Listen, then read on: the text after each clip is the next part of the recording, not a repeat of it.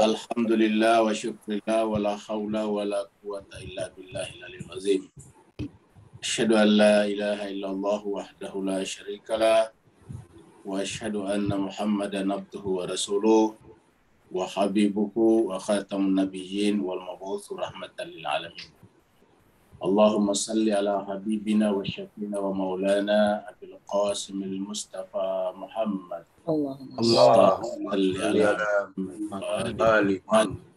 Allahumma salli ala Muhammad wa ali Muhammad. Allahumma salli ala Muhammad wa ali Muhammad wa ala alihi wa sahbihi al-mayamin al-muntajabin.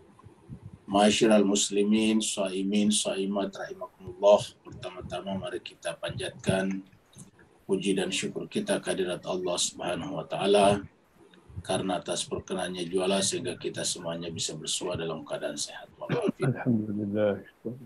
Pertemuan kita pada kesempatan sore hari ini adalah masih membahas surat An-Nisa, yaitu surat yang keempat.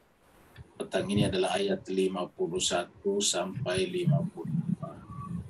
51 sampai 55. Bapak-Ibu sekalian, bersama kita Ustaz Safi Saleh sudah bersama dengan kita, dan beliau biasanya kalau Jumat ada di rumah. Insyaallah. Ya, maka kita minta kepada beliau dengan segala hormat, kita persilakan kepada beliau untuk membacakan kepada kita ayat-ayat Allah Subhanahu wa taala surat 4 surat An-Nisa ayatnya 51 sampai 55. Dan bagi bapak-bapak, ibu-ibu yang ingin ikut membaca ayat-ayat Al-Quran, surat An-Nisa ini, silakan buka mushaf sendiri, dan suratnya adalah surat yang keempat, ayat 51 sampai 55. Kepada Ustaz Safi Saleh, kita persilakan dengan segala hormat. Ustaz. Syukran, Alhamdulillah. Assalamualaikum warahmatullahi wabarakatuh. Waalaikumsalam warahmatullahi wabarakatuh. A'udzu billahi minasy syaithanir rajim. Bismillahirrahmanirrahim. A'udzu billahi minasyaitonir rajim. Bismillahirrahmanirrahim. Alam tara ilal ladzina utu nasiban minal kitab. Alam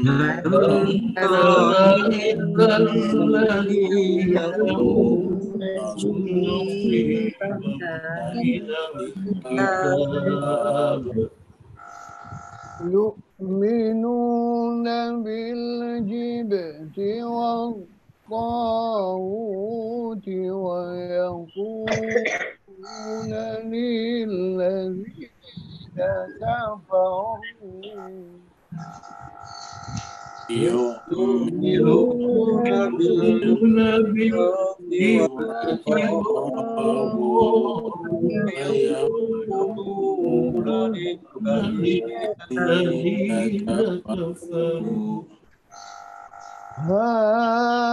haula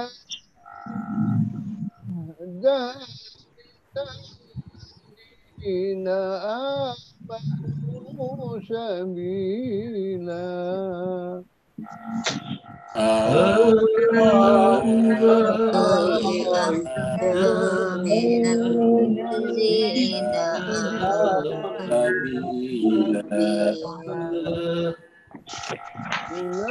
Ulaika alladzina an'amahum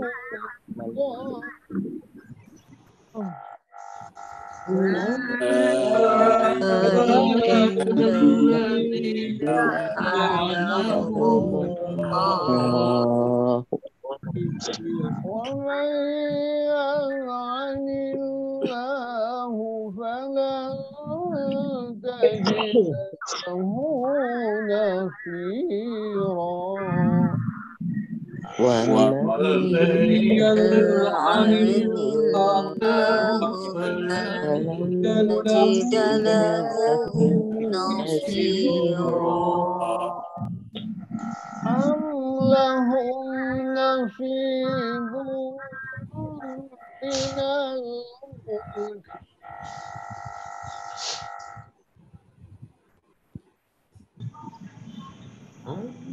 أم له نصيب من الملك إذا لا يؤتون الناس نصيرا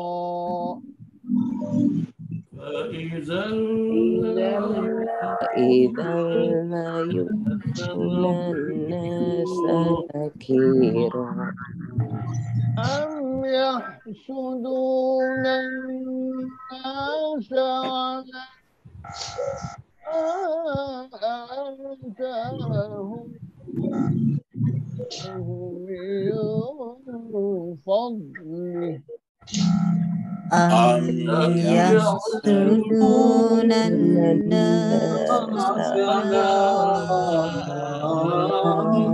الله من فضله وقد آتينا آل إبراهيم الكتاب والحكمة فقد آتينا آل إبراهيم الكتاب والحكمة وآتيناهم ملكا عظيما والحكمة وآتيناهم ملكا عظيما فمنهم من آمن به ومنهم من صد عنه ومنهم من آمن به ومن صد عنه جهنم سعيرا وكفى بجهنم سعيرا وكفى بجهنم سعيرا صدق الله العلي العظيم صدق الله العلي العظيم اللهم صل وسلم وبارك على على رسول رسول الله وآله الأبرار على رسول الله وآله الأبرار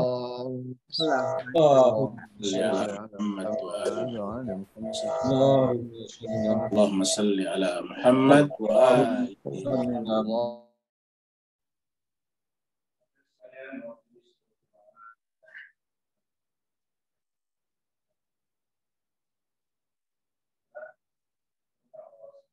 Ustaz, tolong dibuka mikrofonnya, Ustaz.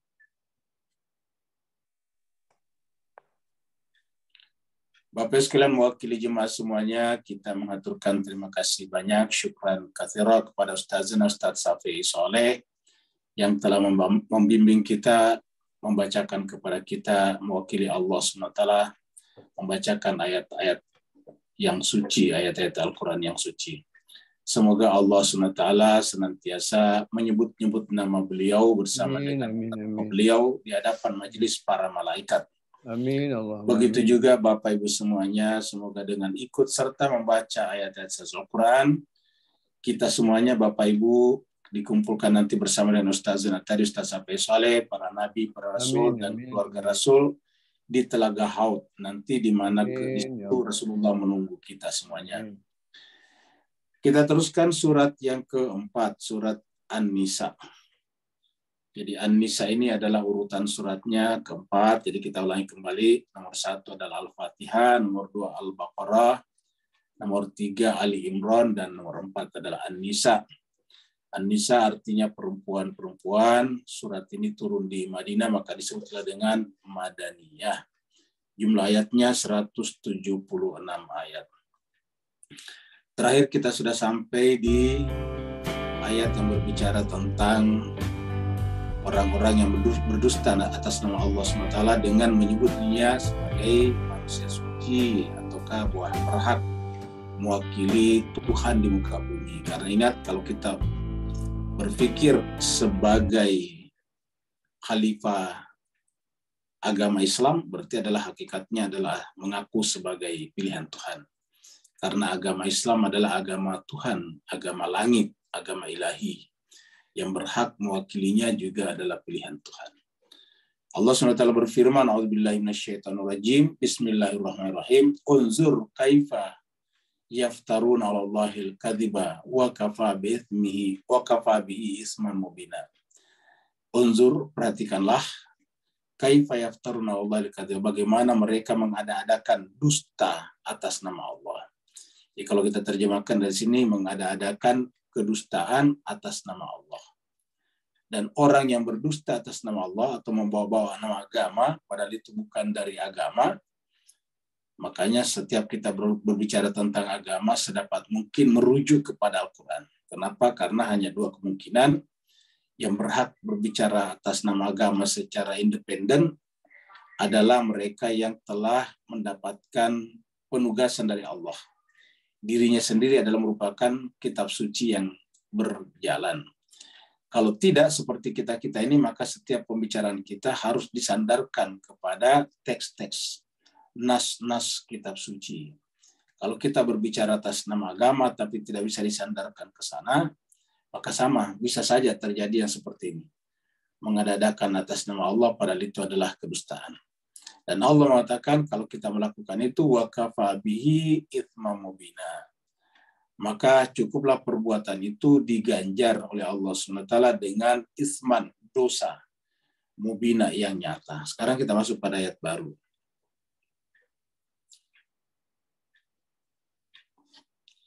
Alam tara ilal ladzina utu nasiba minal kitab. Tadi kita lihat tembok ratapan orang-orang Yahudi.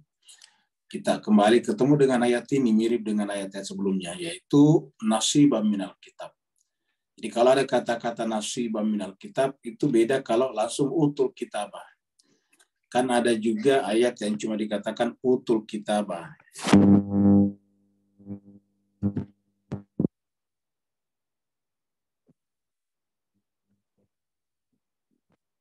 Sini. Alam tara ilal ladzina utul kitab, kan ada begitu ya, utul kitabah ya. Jadi kalau dia tidak ada ininya menjadi utul kitabah ya. Tapi ini di tengah-tengahnya ada kata nasibam minal kitab ya. Apakah engkau belum memperhatikan, belum melihat kepada orang-orang yang utul nasibam minal kitab, yang diberikan bagian dalam kitab suci atau dari kitab suci. Nah, apa bedanya nasibah minal kitab? Kita sudah terangkan sebelumnya bahwa kata-kata nasibah minal kitab berarti mendapatkan porsi cerita yang banyak dalam Al-Quran. Dan kita tahu bahwa porsi yang paling banyak dibicarakan dalam Al-Quran di antara ahli kitab itu adalah bangsa Israel, yaitu Bani Israel dengan agama Yahudinya. Bahkan Nabi Isa sendiri yang kemudian membawa agama Nasrani dengan kitab suci Injilnya pun adalah dari kalangan Bani Israel.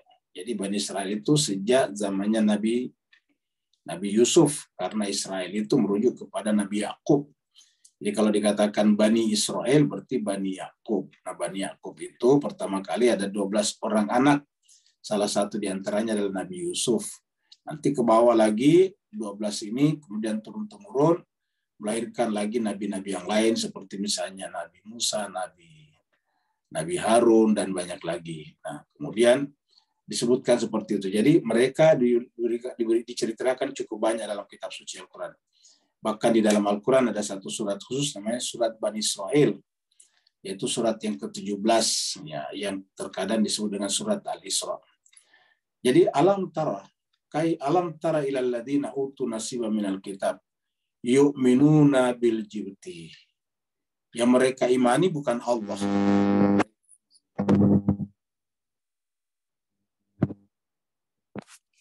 Yang mereka imani adalah al-jibt, wa tagut dan juga tagut. Jadi tagut. Jadi kita artikan saja keduanya dengan apa namanya hawa nafsu mereka. Al-jibt wa tagut. Yaquluna, jadi tagut ini kita sudah sering bahas tentang kata-kata dari kata togo, ya, togo. Jadi kata togo itulah adalah kata togut.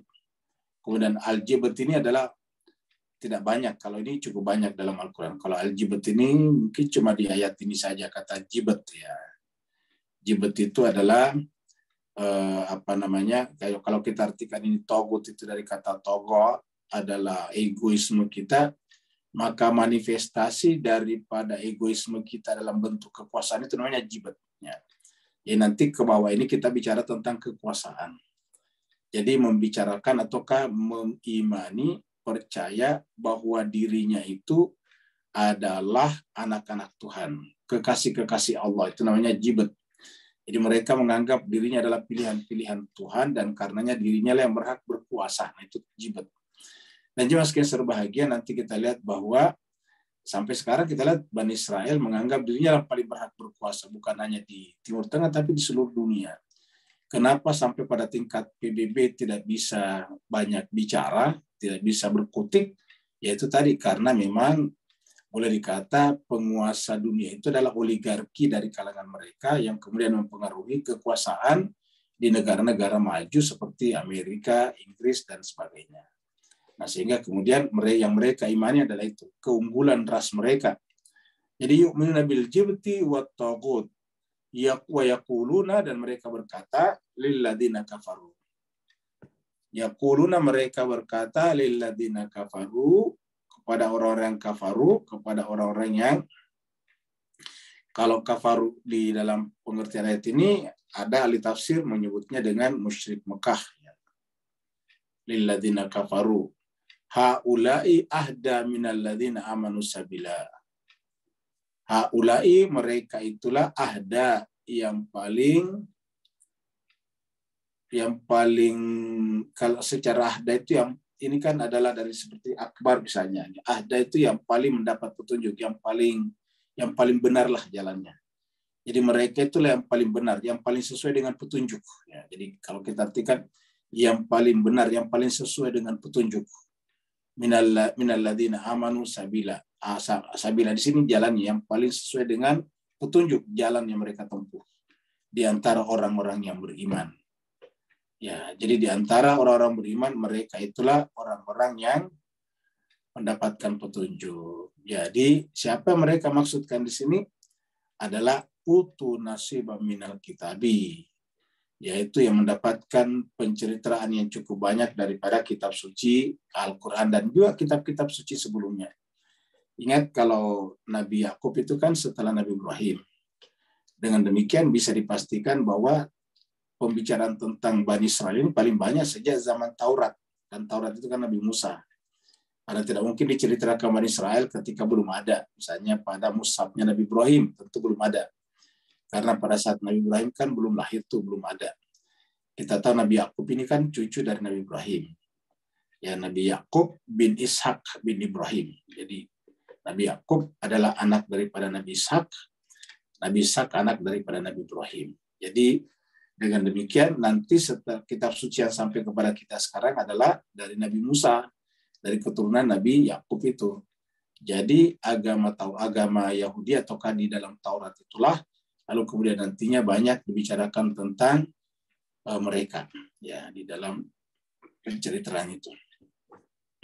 Jadi mereka mengatakan lilladzina kafaru haula ahda minal ladzina amanu sabila. Mereka itulah yang mendapatkan petunjuk paling benar, jalan paling benar minal ladzina amanu, ketimbang orang beriman. Jadi maksudnya di sini ketimbang orang beriman, daripada orang beriman, daripada orang Islam, maksudnya daripada pengikut Nabi Muhammad. Daripada pengikut Nabi Muhammad, maka mereka itulah. Jadi haulai. Jadi mereka itulah, yaitu yang utu nasibah minal kitab, yang mendapatkan petunjuk. Artinya bahwa kalau kita sederhanakan, agama Yahudi itulah yang paling cocok, ya, bukan agama yang dibawa Nabi Muhammad. Karena pada saat ayat-ayat ini turunkan, agama yang dibawa Nabi Muhammad belum disebut Islam, cenderung dikatakan saja agama Muhammad. Ya, jadi disebut dengan agama Muhammad. Nah, sampai sekarang pun juga tidak salah kalau kita menyebut ini Islam adalah agama Muhammad. Dan Islam yang benar adalah yang agama Muhammadi. Kalau tidak Muhammadi, ya berarti tidak benar. Karena memang Islam ini hanya dibawa oleh Nabi Muhammad. Jadi kalau tidak merujuk kepada Nabi, ya bukan agama Islam Muhammadi. Ya mungkin agama Islam yang lain, rujukan yang lain. Nah jadi seperti ini. Ini cuma sekalian di tempat lain kita bisa temukan ini. Jadi kalau yang ada jibetnya itu hanya di ayat itu. Ya. Ini surat Al-Maidah, kita coba buka ayat 60. Allah berfirman, "Qul hal unabbiukum bisyarrin min dzalika masubatan indillah." Katakanlah Muhammad, apakah kalian ingin unabbiukum, ku beritahukan, ku kabarkan kepada kalian bisyarrin, dengan sesuatu yang lebih buruk, min dzalika, masubatan, yaitu pembalasan yang paling buruk di sisi Allah Subhanahu wa taala. Ya. Ini kan di atas berbicara tentang hukumannya. Ya, ini adalah ayat 59 di sini kita lihat ya. Ahli kitab, qul ya alal kitabi hal tangkimuna minna. Apakah kalian membenci kami hanya karena mengucapkan tidak ada Tuhan selain Allah, beriman kepada Allah, illa an amana billah wa ma unzila ilaina wa ma unzila min qabl wa anna aktsarakum fasiqun. Sesungguhnya kebanyakan kalian ini fasik, ya, yaitu berbicara tentang ahli kitab ini. Baru kemudian muncul qul, katakanlah ada yang lebih buruk daripada orang fasik ini, ya, yaitu man la'anahullah. Nah, ini dia. Jadi ada yang lebih buruk nanti balasannya di sisi Allah. Ada yang bisyarrin min dzalika masubatan indallah. Ada yang lebih buruk apa imbalannya, hukumannya di sisi Allah Subhanahu wa taala. Yaitu siapa? Man la'anahullah. Yaitu siapa yang Allah laknat, wa ghadiba alaihi, dan murka atasnya. Ingat, makanya kita minta kepada Allah jangan sampai mengikuti ghadiba alaihi.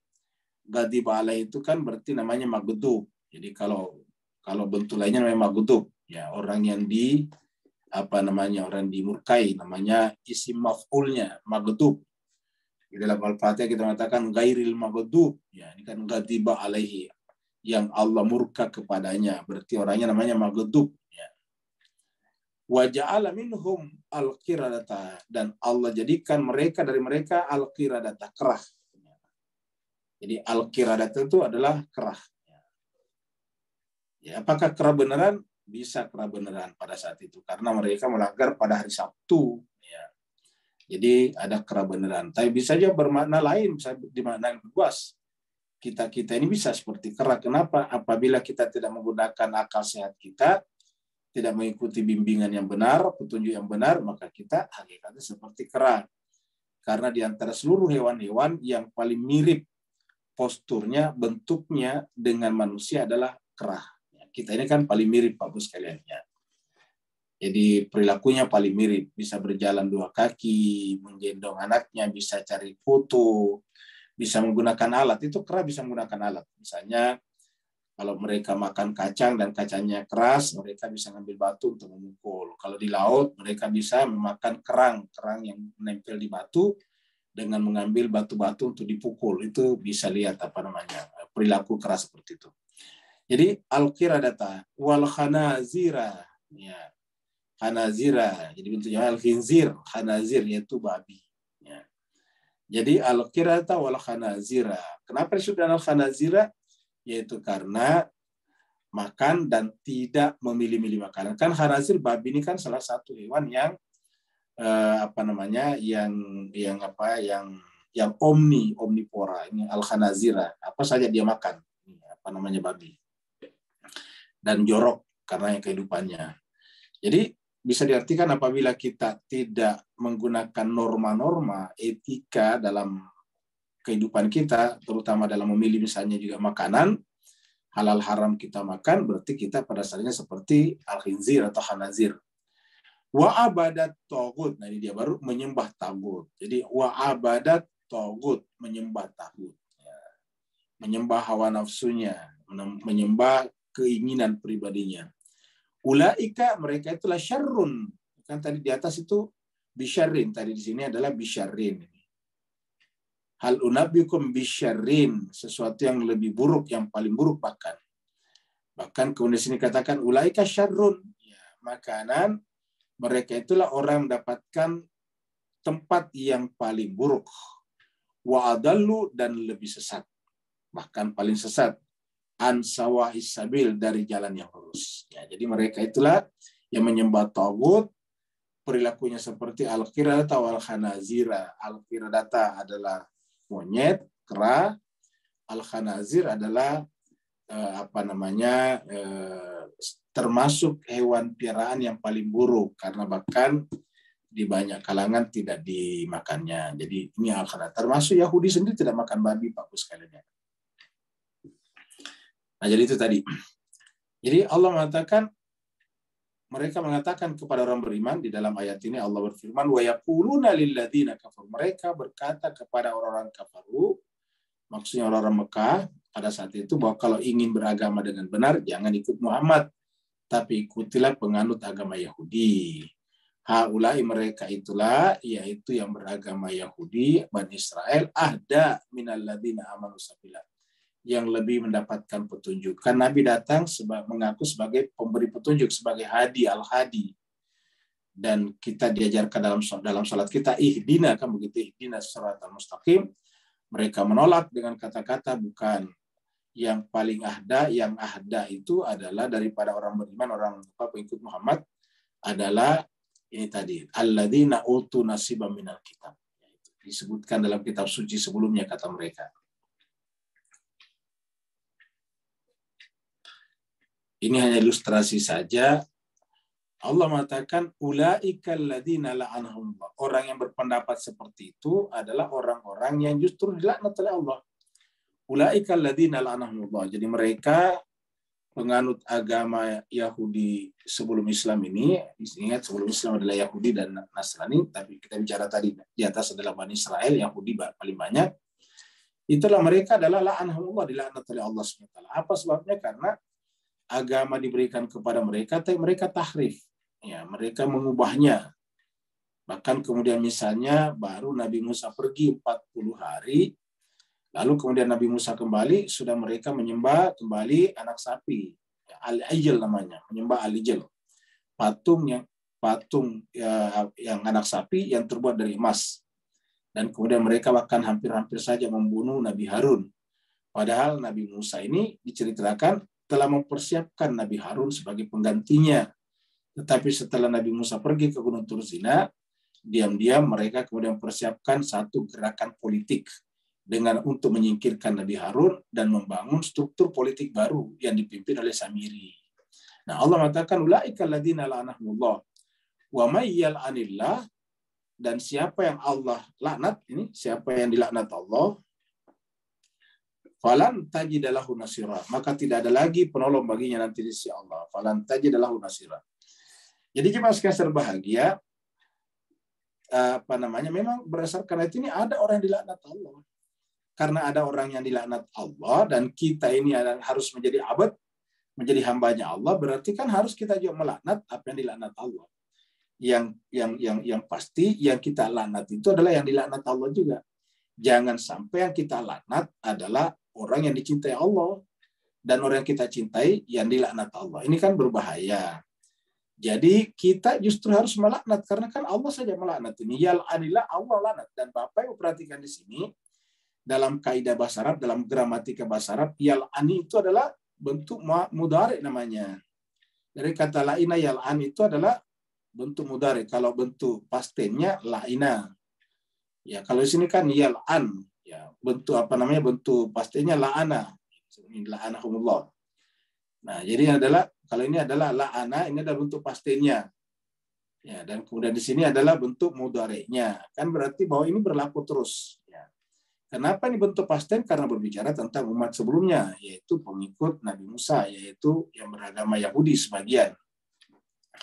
Nah, kemudian ini disimpulkan bahwa ini akan terjadi terus, akan ada orang yang dilaknat Allah. Maka dikatakan siapa yang dilaknat Allah atau yang Allah laknat, nah maka falan tajid lahu nasira. Di akhirat nantinya tidak ada penolong baginya. Tidak ada pemberi syafaat baginya. Jadi ada yang Allah laknat. Nah, orang yang Allah saja melaknat, lalu siapa kita yang tidak mau melaknat? Jadi Allah saja melaknat, siapa kita yang tidak melaknat? Contohnya misalnya sekarang Israel di Timur Tengah. Apa negara Israel? Ya, tentu harus dilaknat. Kalau tidak dilaknat berarti kita jangan-jangan diam-diam menjadi bagian daripada gerakan Zionisme internasional yang juga mungkin mendapatkan keuntungan-keuntungan dari sana, entah dapat beasiswa, entah dapat kerjasama perusahaan dan sebagainya, bisa saja. Ya, jadi siapa yang tidak melaknat kasus kemanusiaan di Timur Tengah ini, ya berarti jangan-jangan bagian daripada mereka dan berarti bahwa tidak menjadi bagian dari Allah. Kalau kita menjadi bagian dari Allah, kalau kita menjadi ahlullah namanya, maka kita harus melaknat apa yang dilaknat Allah. Jadi yang penting harus dipastikan yang kita laknat, yang Allah laknat juga. Jangan sampai yang kita laknat justru yang dicintai Allah atau yang kita cintai yang dilaknat Allah. Itu terbalik. Nah, bagaimana mengetahui yang dilaknat Allah itu yang kita laknat juga? Yang dicintai Allah kita cintai juga. Yaitu kitab suci Al-Quran. Makanya pentingnya kita belajar Al-Quran. Kalau tidak, ya berarti sangat mungkin hanya berdasarkan pendapat pribadi kita, mendapatkan persepsi kita, dan boleh jadi kita misalnya tanpa rasa, tanpa sadar kita telah terjatuh ke dalam pelaknatan yang salah, yang keliru. Jadi kesimpulannya, wa may yal'anillah, siapa yang Allah laknat, falan, maka sekali-sekali tidak akan menemukan, tidak akan mendapatkan baginya nasirah, penolong nanti di akhirat. Ini kan mengerikan Pak Bu sekalian. Ingat, kita harus tahu, walaupun kita sekarang baca mungkin sudah datar, tapi kan kita semuanya akan mati, Pak Bu sekalian. Kita, saya, Bapak, Ibu, pasti akan mati. Sesehat-sehatnya kita sekarang, ya pasti akan mati. Ya, bagaimana sehatnya dulu yang namanya orang hebat? Dalam mitos Yunani ada orang hebat namanya Hercules, kan begitu. Ya mati juga. Ya. Jadi yang namanya orang bernyawa pasti akan mati. Kita semuanya pasti akan mati. Kesayangan Allah pun pasti mati juga. Nabi Muhammad kita kan adalah kesayangan Nabi. Bahkan ada yang sudah Khalilullah, yaitu Nabi Ibrahim, yang meninggal juga. Karena itu hukum itu bagian daripada sebuah perjalanan hidup kita. Jadi kita semuanya pasti akan mati. Dan kita saksikan setiap orang mati tidak balik ke dunia lagi. Kan itu menunjukkan bahwa kematian itu setelah kehidupan dunia ini adalah abadi, tidak bisa balik ke dunia lagi. Nah, berarti kalau kita masuk kategori lan tajidalahu nasura, ini abadi juga. Bayangkan kalau kita selama-lamanya di sana tidak dapat penolong dari Allah, sementara kita pantas ditolong. Artinya kita bukanlah manusia yang ahli sorga. Kita harus mendapatkan pertolongan dan tidak ada penolong lagi. Bagaimana Bapak Ibu sekalian? Jadi ayat ini tidak boleh kita biarkan berlalu begitu saja, karena ini menyangkut nasib kita nanti di akhirat. Siapa yang bantu kita di akhirat? Tidak ada. Di akhirat orang nafsi. Wattaqu yauman la tajzi nafsun an nafsi syai'a. Takutlah kepada suatu hari di mana pada hari itu tidak ada lagi satu orang yang bisa memberikan pertolongan kepada orang yang lain. Ya, dan dikatakan siapa yang telah dilaknat Allah, ya tidak ada penolong baginya. Kita lihat dalam surat Muhammad ini ada ayatnya. Ya. Jadi sebetulnya kita mulai dulu dari sini, nanti kembali ke 22 ayat berikutnya. Nah, ini berturut, tapi kita mulai dari sini dulu. Ulaika alladzina la'anahumullah ini. Jadi siapakah ulaika nanti kita bahas. Tapi kita ada ayat di sini di ayat 23 surat Muhammad, surat 47 ini. Ulaika mereka itulah alladzina orang-orang yang la'anahumullah, yang Allah laknat. Fa'asammahum wa a'ma absarna. Allah mengatakan siapa yang dilaknat Allah, memang begitu Pak sekalian ini, langsung menjadi tuli. Tidak bisa lagi mendengarkan. Orang semua mengecam dia, tetap aja jalan membunuh orang-orang di Palestina, di Gaza. Wa a'ma, mereka buta. Ya. Jadi mereka kemudian asama, mereka menjadi sumun. Wa a'ma, mereka menjadi umyun, mereka menjadi tuli, mereka menjadi buta. Apa yang menjadi buta? Absarahum, pandangan mereka, akal pikiran mereka. Ya, tidak lagi mereka berpikir jernih. Jadi orang-orang yang Allah laknat, maka mereka akan membabi buta. Mereka akan kehilangan keadaban dan peradabannya. Mereka tidak bisa menerima nasihat, dan mereka tidak bisa lagi melihat realitas bahwa telah berpuluh-puluh ribu orang yang mereka bunuh, berpuluh-puluh ribu bahkan berjuta orang telah kelaparan. Mereka tidak peduli. Kenapa? Asammahum wa a'ma absarahum. Telinga mereka telah menjadi tuli, mata mereka telah menjadi buta. Afala yatadabbarun al-Qur'an. Jadi, untuk apa artinya? Untuk memahami ini, ataukah untuk membuat kita lepas daripada laknat Allah, untuk membuat kita kembali bisa menjadi mendengar, bisa melihat kembali, maka caranya hanya tadabbur Al-Quran ini. Afala yatadabbarun al-Quran. Maka kenapa manusia tidak mentadabburi Al-Quran? Al-Quran telah menjelaskan segala-galanya. Kalau orang membaca Al-Quran tapi tidak bisa menemukan rahasia-rahasia yang begitu banyak dalam Al-Quran, terutama berkaitan dengan kehidupan sekarang kita, maka apa kata Allah? Boleh jadi ala qulubin aqfaluha. Di dalam kalbunya ada kunci. Jadi bukan lagi di kupingnya, bukan lagi di matanya, tetapi sudah di hatinya. Ada akfal. Yang terkunci bukan lagi telinganya, bukan lagi matanya, tetapi yang terkunci adalah kalbunya.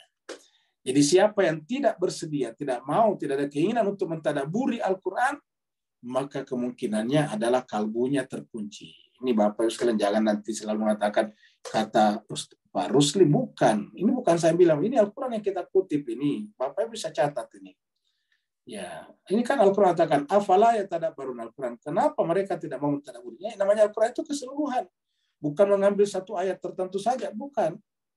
Kalau kita mengambil satu ayat tertentu, itu riskan, rentan untuk disalah maknai. Jadi kalau ada ayat tertentu kita ambil saja, itu rentan untuk disalah maknai, hanya digunakan sebagai pengabdi untuk melayani kepentingan kita, agenda-agenda pribadi kita. Jadi kita ambil ayat untuk memperkuat pendapat kita. Padahal sebetulnya pendapat kita itu kalau dilihat dari Al-Quran secara keseluruhan menyimpang. Jadi dari sebab itulah satu-satunya cara untuk terlepas daripada penyimpangan makna daripada Al-Quran adalah mentadabburinya secara keseluruhan. Ingat, Al-Quran itu secara keseluruhan. Yang namanya Al-Quran itu adalah dari Al-Fatihah ayat 1 sampai An-Nas ayat terakhir. Itu namanya Al-Quran. Jadi namanya Al-Quran itu dari ayat 1 surat Al-Fatihah, yaitu Bismillahirrahmanirrahim, sampai terakhir surat An-Nas, surat yang terakhir, surat 114. Ya.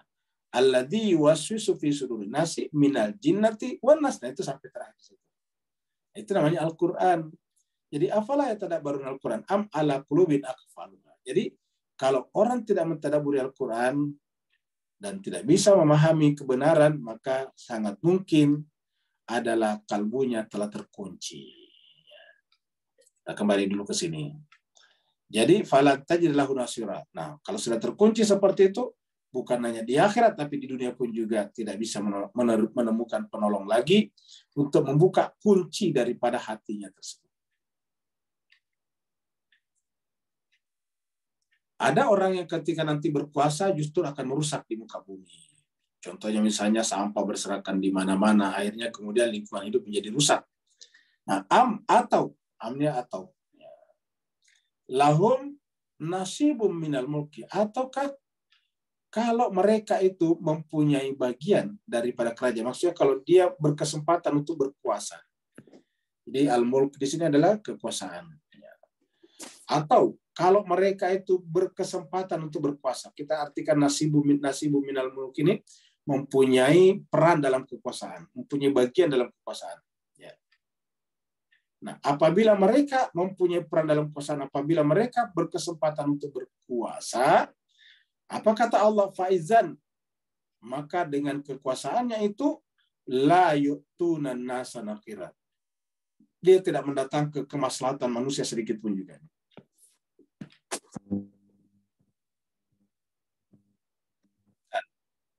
Kepada manusia, apa yang tidak didatangkan ya tentu manfaat, kebajikan, ya, kebajikan.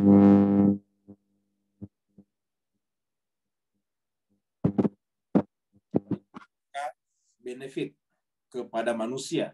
Nakira sesedikit apapun. Jadi justru merusak. Inilah coba kita lihat. Sejak dunia dipegang oleh terutama Eropa misalnya kan Bapak Ibu lihat perang terjadi terus-menerus, perang antar negara Eropa, kemudian menjelma menjadi perang dunia pertama, kemudian tidak lama kemudian jaraknya tidak beberapa lama meletus lagi perang dunia kedua. Setelah perang dunia kedua tidak selesai meletus perang dunia perang dingin antara Amerika dan Soviet dan korbannya banyak.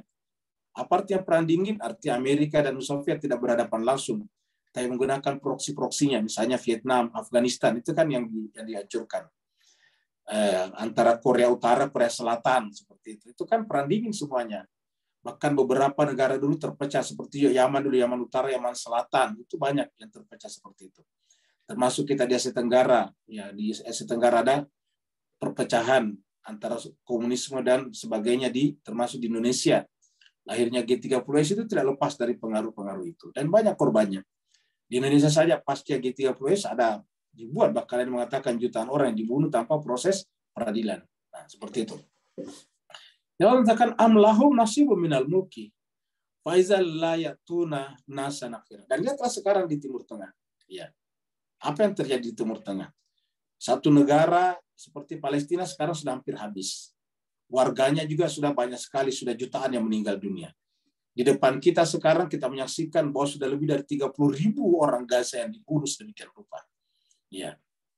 Belum lagi dengan jutaan orang sudah kehilangan tempat tinggalnya. Sekarang orang kelaparan di sana, menunggu sepotong roti ya, dari bantuan-bantuan umat manusia, termasuk dari kalangan umat Islam. Tetapi walaupun demikian juga sebagai umat Islam mayoritas tetap hanya bisa dengan kata-kata saja. Negara yang besar seperti Turki misalnya hanya berkata-kata saja dengan mengatakan bahwa saya tidak menjadikan Hamas sebagai teroris. Cuma itu saja. Terus apa partisipasi militernya misalnya membantu Hamas? Nggak ada. Ya. Jadi hanya menjadi penonton. Turki jauh dekat dari itu kan. Turki itu kan di sebelah-sebelahan dengan Palestina sebetulnya. Kan di Mediterranean. Ya. Mediterranean itu di tengah-tengah ada Siprus. Siprus itu ada yang menjadi bagian daripada dekat sekali dengan karena kalau kita lihat di sana kan itu Palestina, anggaplah Israel tidak ada. Ya, Israel adalah Palestina. Palestina, Lebanon, Suriah kan Turki. Ya, itu berdekat-dekatan tuh. Turki negara Islam, Suriah negara Islam, Lebanon negara Islam, Yordania negara Islam, Saudi di situ juga negara Islam. Mesir negara Islam semuanya. Sananya Mesir seperti misalnya Libya juga dan sebagainya negara Islam. Tetapi pembantaian terjadi di tengah-tengah mereka. Kelaparan massal terjadi di tengah-tengah mereka. Anak-anak memakan kaktus demi untuk menghilangkan rasa lapar mereka. Ini sangat memalukan. Kenapa terjadi di tengah-tengah umat Islam yang rata-rata kehidupan ekonominya bagus. Ya. Arab Saudi disebut dengan petrodolar. Negara yang paling kuat ekonominya di sekitar situ. Tetapi saudara-saudara muslimnya kelaparan di sampingnya. Ya. Jadi jemaah sekalian berbagi. Apa kata Allah dalam ayat ini? Ya, mereka tidak memberikan kebaikan kepada manusia. Nah, kalau begitu lalu siapa penguasa yang paling baik? Nah, inilah dia. Kenapa? Karena desain Tuhan, struktur bangunan keagamaan yang telah dibangun Tuhan sejak awal tidak dilakukan. Ketika awal sekali sebelum manusia diciptakan, Allah sudah berfirman, wa idz qala rabbuka lil malaikati inni ja'ilun fil ardi khalifah qalu ataj'alu fiha may yufsidu fiha wa yasfiku dima. Malaikat sudah mengatakan, Kalau tidak mengikuti khalifah ini, pasti yang terjadi adalah kerusakan di muka bumi dan pertumpahan darah. Dan ini yang terjadi, Pak Bos sekalian. Al-Quran menyampaikan dengan jelas. Maka di sini pun dikatakan, amlahum nasibum minal mulk. Ya. Kalau mereka mendapatkan kesempatan untuk berkuasa, maka mereka tidak mendatangkan kebaikan bagi manusia, sesedikit apapun juga. Makanya siapa yang harus berkuasa? Yaitu kuntum khaira ummatin ukhrijat linnasi ta'muruna bil ma'ruf wa tanhauna 'anil munkar wa tu'minuna billah. Surat Al-Imran ayat 110. Nah, sekarang kita kembali tadi ke surat Muhammad. Ya, tadi kita sudah naik ke atas. Ini kan tadi sambungannya di atas. Ini sebelum tadi ulaika, di atasnya ada nih. Ya. Jadi kita ingin tahu siapa ulaika ini. Nah, ke atas ini. Fahal asaitum intawallaitum. Boleh jadi ketika jika tawallaitum kalian berkuasa. Tawalla itu kalian menjadi walinya, menjadi penguasanya manusia di muka bumi. Ya minimal di tengah-tengah umat Islam.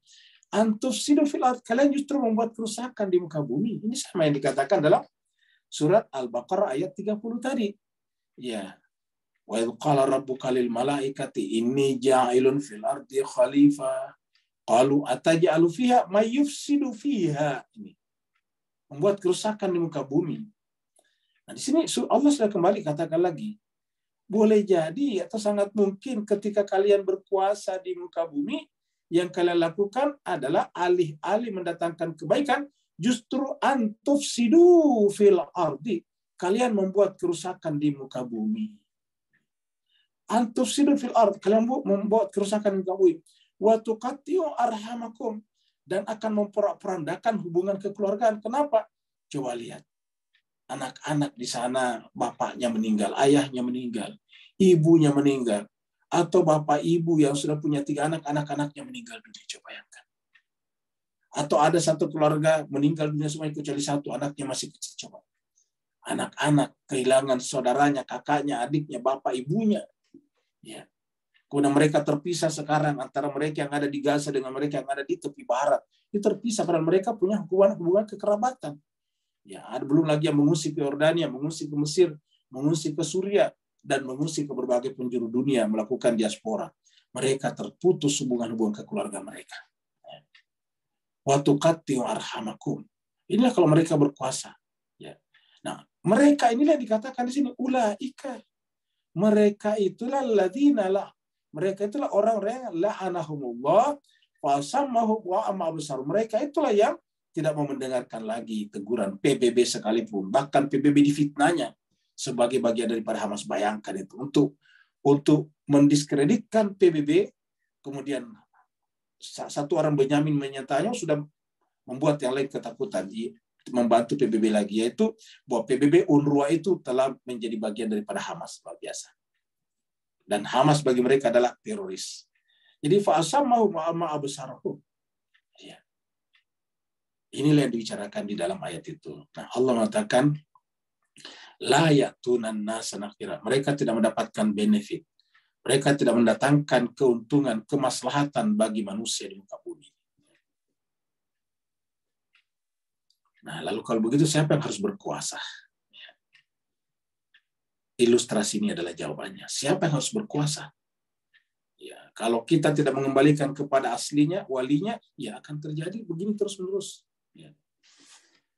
Am yahsudunan nasa ala ma atahumullah. Ataukah yahsudunan nas? Ya.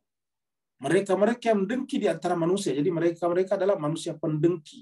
Kita artikan yahsudunan nasa. Ya. Mereka adalah orang yang suka dengki kepada sesamanya manusia. Alama atahumullah, terhadap karunia khusus yang diberikan kepada orang yang dihasadi tersebut. Hasad itu dengki, ya. Jadi ceritanya gini, ada yang Allah, jadi kita artikan ini, Allah berikan kepadanya karunianya. Ini karunia. Jadi Allah berikan karunia. Nah, ingat, pernah kita terangkan bahwa kalau karunia itu selalu tugas-tugas ilahiyah. Jadi kalau kita periksa dalam Al-Quran itu kata-kata fadl itu adalah tugas-tugas ilahiyah. Kita sudah pernah lihat misalnya surat Al-Munafikun ayat 2 misalnya, yang mengatakan bahwa walladzi ba'atha fil ummina surat Al-Jumu'ah ya. Surah awwaladzi ba'atha fil ummina rasulan minhum yatlu alaihim ayati wa yuzakkihim wa yu'allimul dan seterusnya. Nanti bagian ayat berikutnya ada kata-kata dzalika fadlullah yu'ti may yasha. Itu fadlullah. Di dalam surat Al-Maidah juga ketika berbicara tentang mayyartadda minkum adini fasa, nanti belakangnya dzalika fadlullah. Jadi adalah fadl, yaitu bahwa ada yang ditugasi Allah karena dipilih oleh Allah. Jadi tadi kita katakan agama ini kan adalah milik Allah. Bangunannya sudah dibuat. Jadi ada pemimpinnya dan itu dipilih oleh Allah SWT, namanya fadlnya, karunia kepemimpinan. Nah, tetapi ada yang hasad, ada yang iri hati dengki, sehingga menghalang-halangi ini. Ya. Menghalang-halangi pilihan Allah. Ya. Lihatlah tadi kasusnya Samiri dengan Harun. Samiri berhasil memikat dengan argumen-argumen yang fasih, mendiskreditkan Harun, dan kemudian mengangkat dirinya sebagai pemimpin setelah Nabi Musa pergi. Bahkan ketika Harun mengingatkan mereka, hampir-hampir saja mereka membunuh Harun. Mereka menempuh cara apa saja untuk menaikkan dirinya dalam panggung kekuasaan.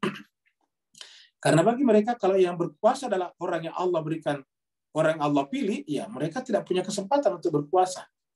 Maka supaya kekuasaan mereka dianggap legitimate, maka kemudian dia mendiskreditkan ini dengan berbagai macam argumentasi. Inilah yang disebut dalam Al-Quran, yuriduna liyutfi'u nurallah biafwahihim.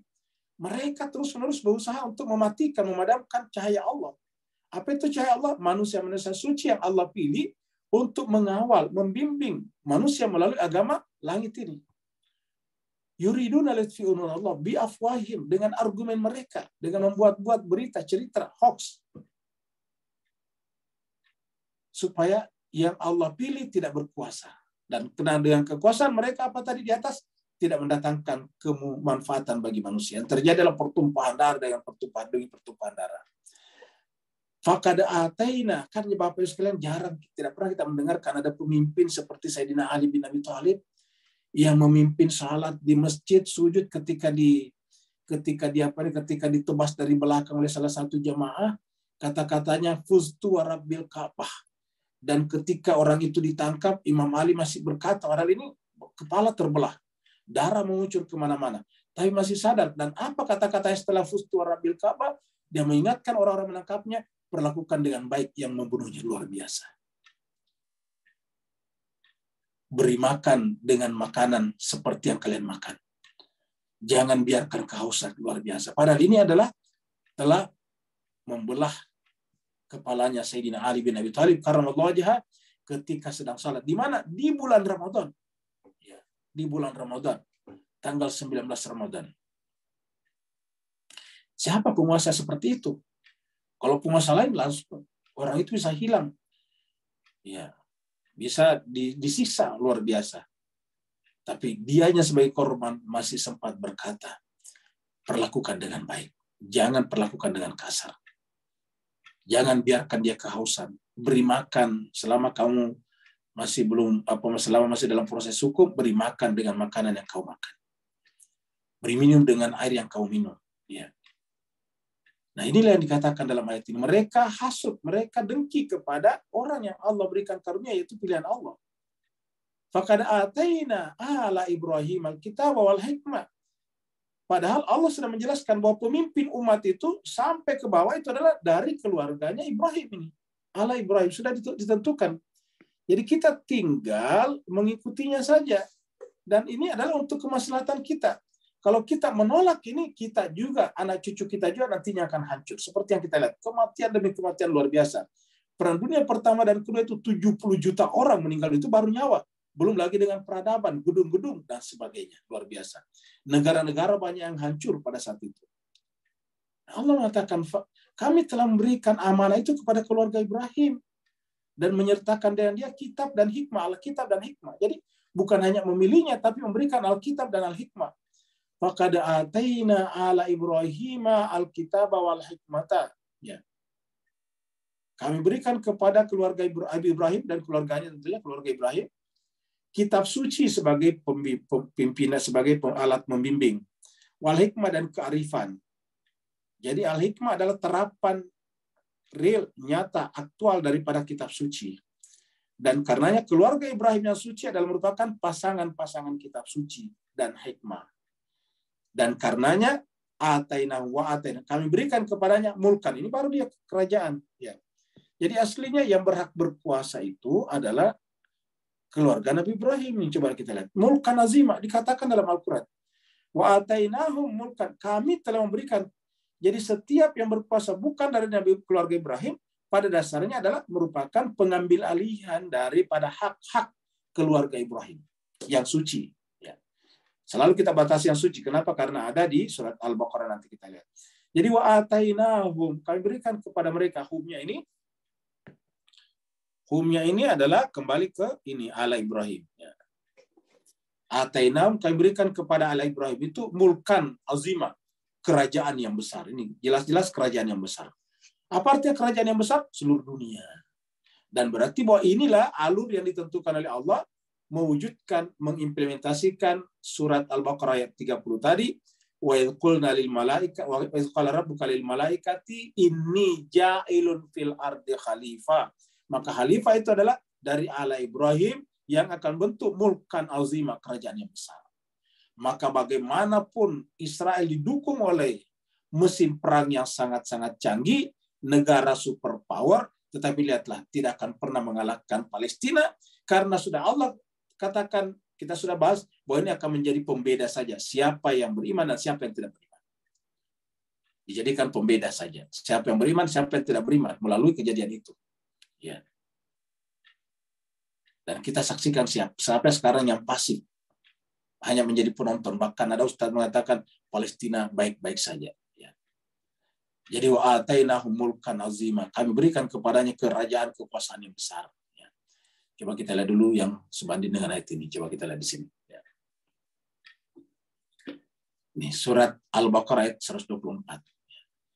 Wa idzi betala, ini tadi menjelaskan tadi ayat ini tadi. Wa idzi betala Ibrahim, dan ingatlah ketika kami memberikan ujian kepada Ibrahim. Jadi Ibrahim tidak dipilih begitu saja, teruji, certified. Ya.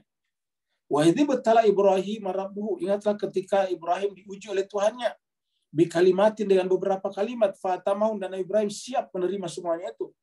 Qala, lalu kemudian Allah berfirman, ini Allah yang berfirman, ini aku Allah ja'iluka, ini kemudian kata ja'iluka seperti surat Al-Baqarah juga ayat 30, ini ja'ilun fil ardi khalifah, ini ja'iluka, saya menjadikan kamu wahai Ibrahim linnas, ingat, linnasi, kepada manusia, imama.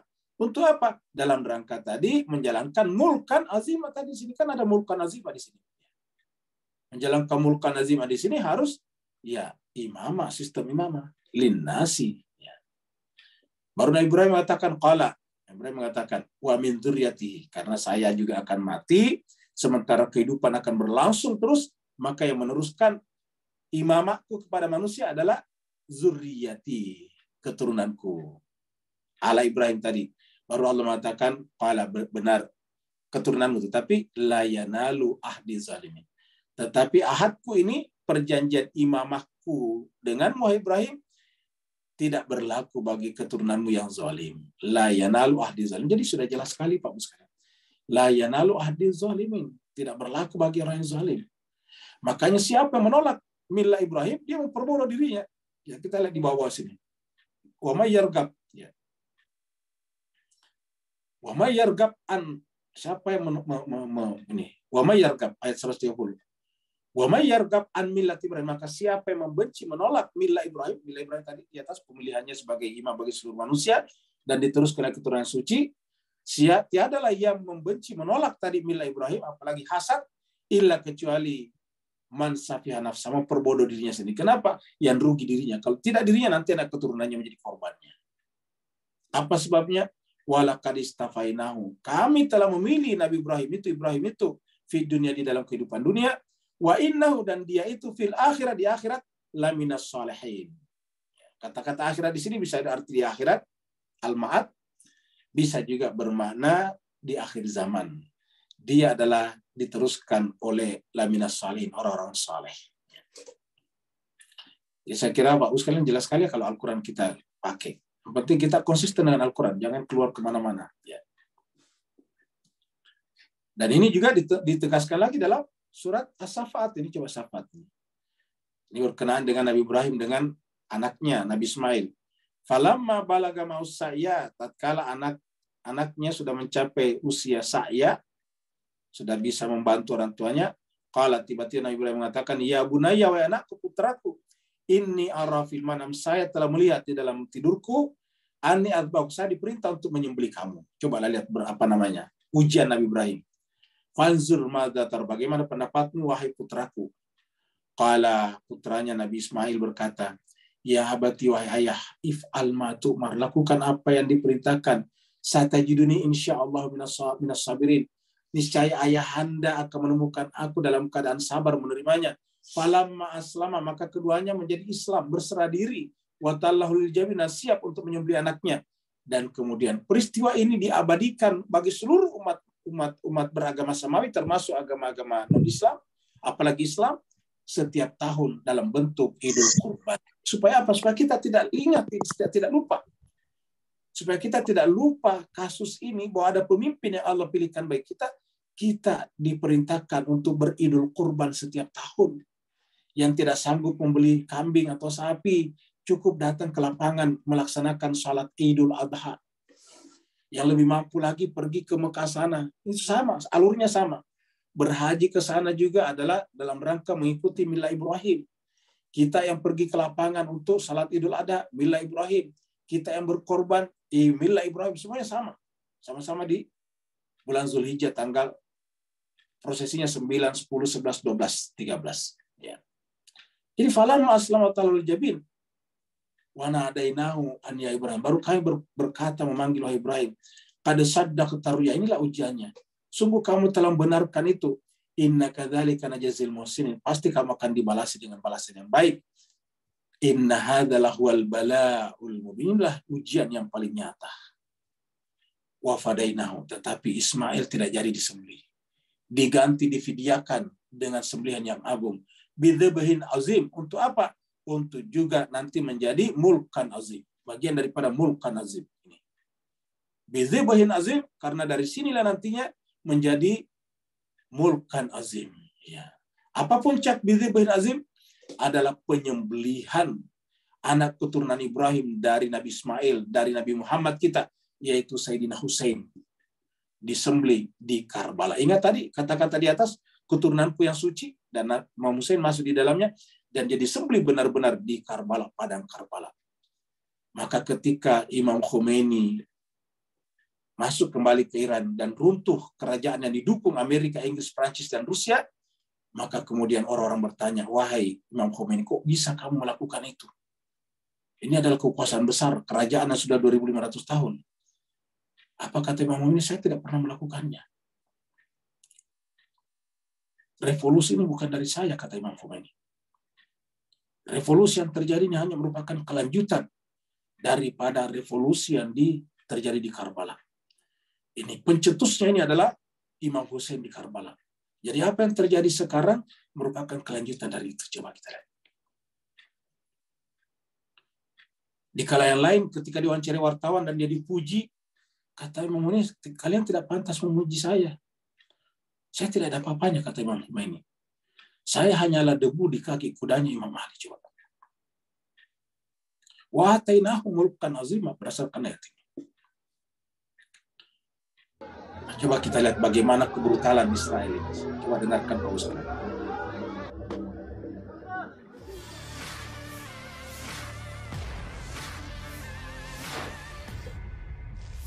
Pasukan polisi Israel memukuli para jemaah Palestina yang berusaha masuk ke kompleks Masjid Al-Aqsa. Para jemaah Palestina ini berusaha masuk Masjid Al-Aqsa untuk melaksanakan sholat tarawih. Pasukan polisi Israel dalam jumlah besar mencegah ratusan orang memasuki Masjid Al-Aqsa. Israel hanya mengizinkan wanita dan pria berusia di atas 40 tahun yang bisa masuk ke Masjid Al-Aqsa. Dikutip dari The New Arab, mereka yang dilarang masuk terpaksa melaksanakan sholat tarawih di luar halaman kompleks masjid. Menteri Luar Negeri Mufti Yordania Aiman Safadi memperingatkan bahwa pada hari Senin perbatasan yang diberlakukan oleh Israel terhadap akses jemaah muslim ke kompleks Masjid Al-Aqsa mendorong situasi menuju ledakan. Yordania memiliki hak asuh atas situs suci Yerusalem termasuk Al-Aqsa. Dalam sambutannya di media pemerintah, Safadi mengatakan negaranya menolak langkah Israel.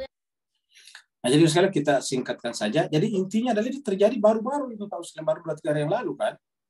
Ya, ini bulan Ramadan ini coba kita lihat. Dan umat Islam diam saja, coba kita lihat. Sudah diperlakukan sedemikian rupa di masjidnya, di tempat sucinya, kemudian dibunuh warganya, tapi umat Islam lihatlah. Negara-negara Islam di sekitar situ diam. Ya. Allah mengatakan faminhum, dan di antara mereka man amana bihi. Nah, di antara manusia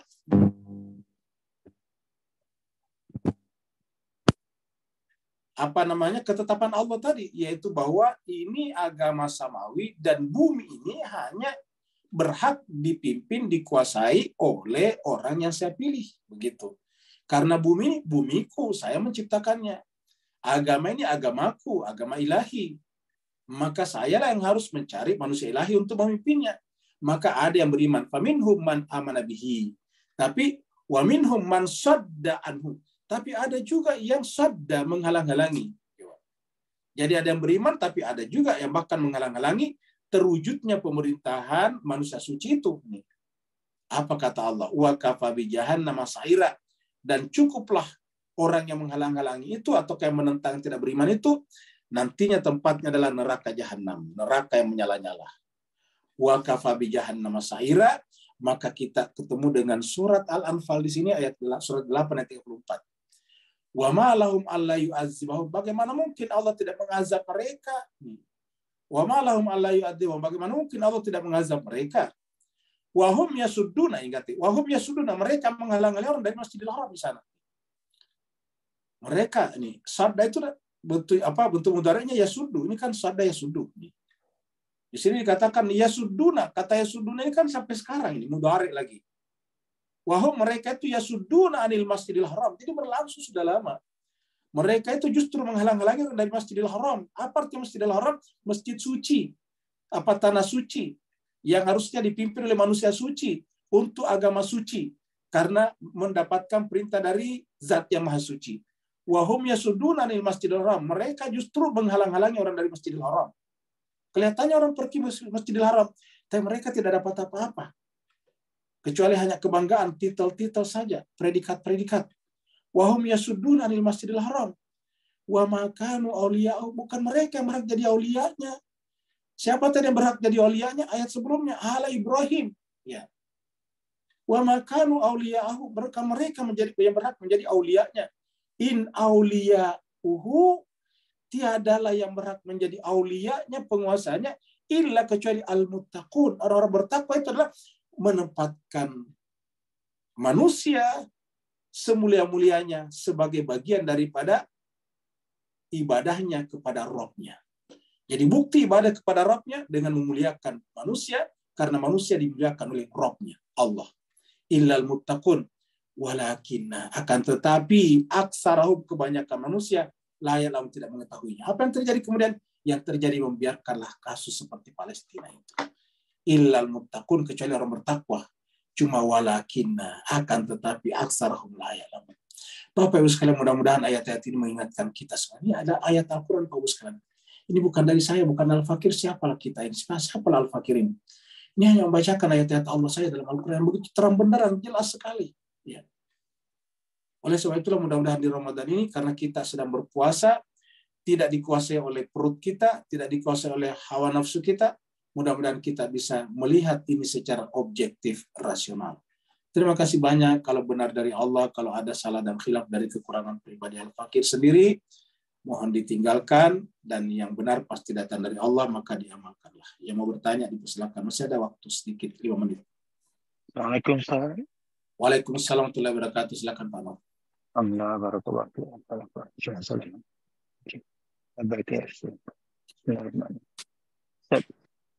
Ternampak jelas kaitan ayat-ayat tadi sampai kepada yang terakhir tadi, bahawa janji Allah wajib terjadi atas muka bumi ini tentang masalah Khalifatul Ard. Dan Khalifah Fitur itu adalah orang saleh daripada kalangan manusia-manusia suci yang Allah jadikan imam daripada keturunan Nabi Ibrahim tadi. Maka mereka telah dijanjikan Allah sebagai pemegang penguasaan kekerajaan yang besar tadi untuk melaksanakan janji Allah yang sampai hari ini belum terlaksana. Dari pencerahan teguran Ustaz, barakallahu fiikum. Baik, terima kasih banyak Pak Nur. Jadi ini jemaah sekalian berbahagia adalah ibarat bahtera yang berjalan sejak zamannya Nabi Adam sampai akhir zaman. Kenapa Allah tidak wujudkan misalnya sejak dulu? Karena Allah tahu bahwa alam kehidupan manusia ini akan berjalan ke belakang. Maka bahtera ini dijadikan sebagai ujian cobaan. Jadi dijadikan ujian dan cobaan. Siapa yang mengimaninya dia akan naik, seperti kasusnya Nabi Nuh. Siapa yang mengimaninya dia akan naik di atasnya. Siapa yang tidak mengimaninya dia tidak akan mau naik. Lihatlah bagaimana putranya Nabi Nuh sendiri. Ini putranya Nabi Nuh. Kalau kita lihat dialognya dalam Al-Quran, Nabi Nuh itu mengajaknya dengan penuh kasih sayang. Wahai anakku, wahai putraku, naiklah ke perahu ayah. Hari ini tidak ada tempat yang tidak akan kebanjiran. Tapi anaknya dasar tidak beriman, dia akan mengatakan, wahai ayah, saya tidak akan naik ke perahu ayah.